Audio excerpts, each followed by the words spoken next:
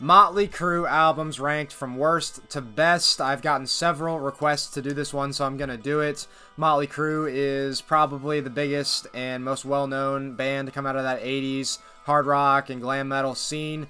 Really good band, 9 albums total. First one came out back in 1981, Too Fast for Love, and 2008 was their most recent album. That was Saints of Los Angeles. So I'm going to be ranking all those from worst to best here, giving my opinions on some stuff. Here we go.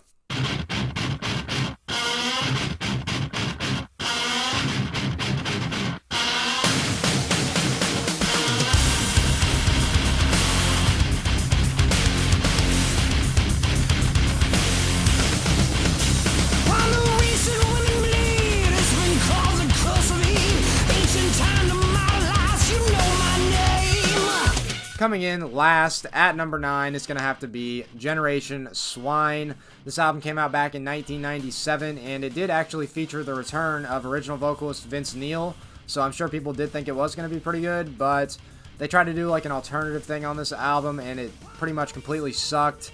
Let Us Pray is the only good, it's not even really that good, it's just the only decent original song on here. They did redo Shout at the Devil, which is good obviously, but songs like Brandon and Glitter are just atrocious.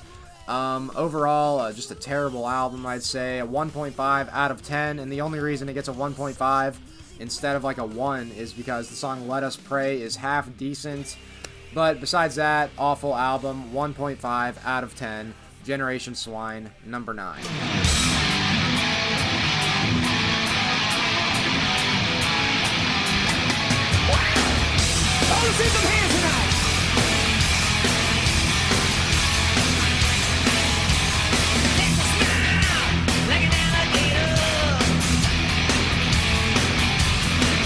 Taking the number 8 spot is going to be New Tattoo. Now, this album came out back in 2000, and it was the only album to feature the late Randy Castillo on drums.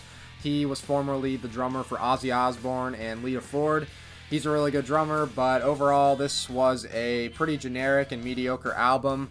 They were trying to shift back towards the 80s sound with this, but not a very good output overall. I'd probably give it about a 4 out of 10 rating. A lot of mediocre stuff, some cheesy songs like Drag Strip, Superstar, don't like that one, but Punched in the Teeth by Love, that's a pretty good song, a great riff by Mick Mars, but definitely would never listen to this album again.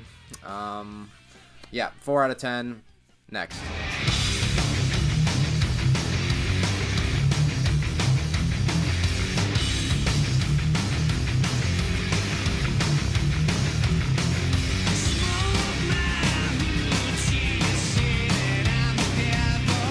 So coming in at number 7 for me is going to be their self-titled 1994 album. Now this was their only album to feature John Corabi on vocals. He was formerly the vocalist of his own band called The Scream. That's a really good band, and you know, this album completely changed their sound from like that 80s glam type style to a more like bluesy hard rock mixed with like alternative metal type of thing. It's not a bad album by any means. I just don't love it personally. I know I've seen some people say this is their best album, but it's got some good stuff on it. The best song to me, I would say, is Smoke the Sky. Pretty heavy, good riff by Mick Mars. Uncle Jack is pretty good. Hooligan's Holiday isn't bad. Till Death Do Us Part is also pretty good. Just overall, I like a lot of their other stuff better that has Vince Neil on vocals, but overall, not a terrible album, just don't love it. I would probably give it about a 6 out of 10. So definitely above average, just gonna have to come in at number 7 for me. Their self-titled album from 1994.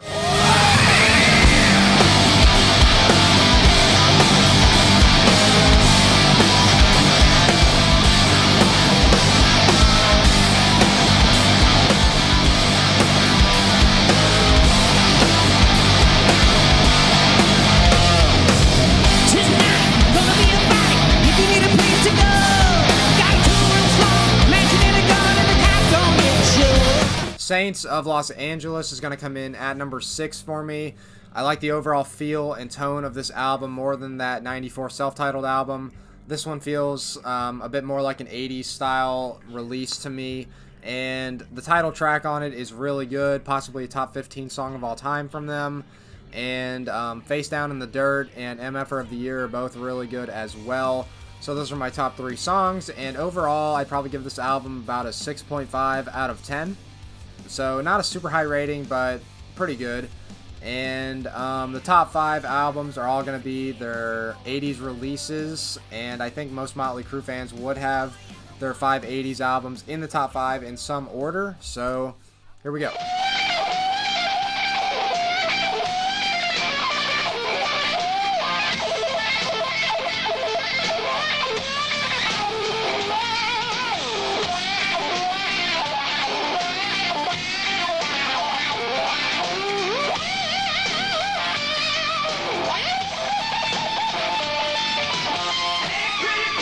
Dr. Feelgood is going to have to come in at number 5 for me.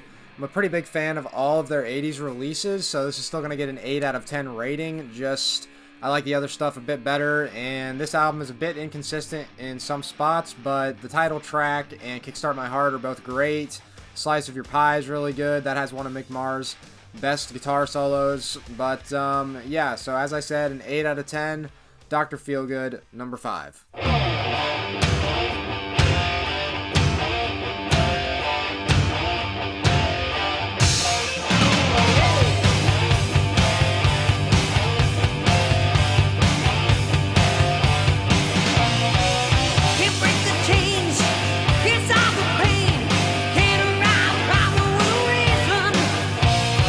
Taking the number 4 spot is going to be Theater of Pain. Now, this album is disrespected sometimes. People act like there's only 2 good songs on it, and they'll say those songs are Home Sweet Home and Smoking in the Boys' Room.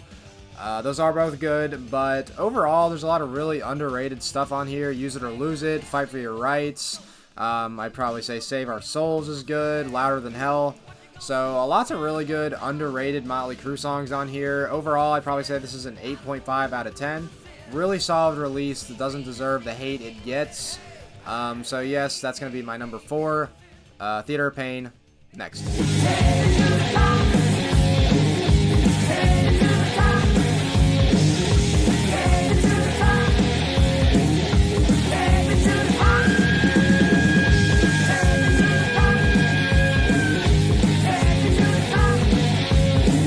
Too Fast for Love is going to be my number 3 pick here.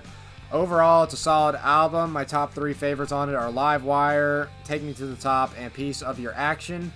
8.75 out of 10 would be my rating. Don't think it's quite a 9 out of 10. Still a very solid debut album, but I don't think they really had their signature sound yet at this point. It's got kind of like a 70s feel to it. There is hints of it, but they really found that sound on Shout at the Devil, I think, but still a very solid album. 1981 debut, number 3.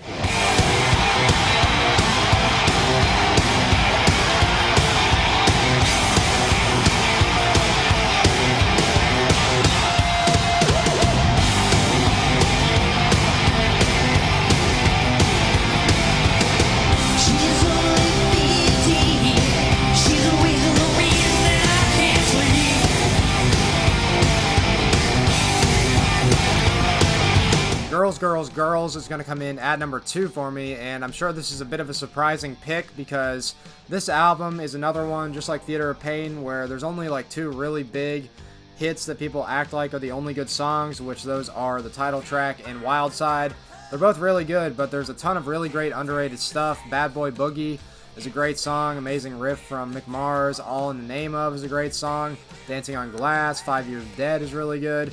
Even that one ballad on there, You're All I Need, that's probably their second best ballad of all time. That's a pretty good song. So I don't really know why this album's kind of disrespected like that. It's a solid 9 out of 10. Really good album. Number 2, Girls, Girls, Girls.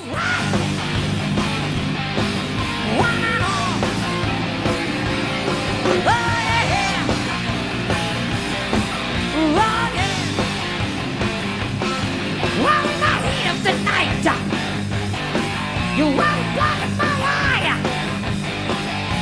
I'm back, I'm back, I'm back. I'm becoming you again. Shout at the Devil has to be number 1, I think. I feel like the majority of Motley Crue fans would have this at number 1. Just a really great album overall. Came out in 1983. Tons of hits on it. A lot of their most popular stuff. You've got Looks That Kill. Let's see here. Helter Skelter, I don't really like all that much. It's that Beatles cover. But Red Hot's awesome. Too Young to Fall in Love. And then there's like a ton of really great underrated songs on here.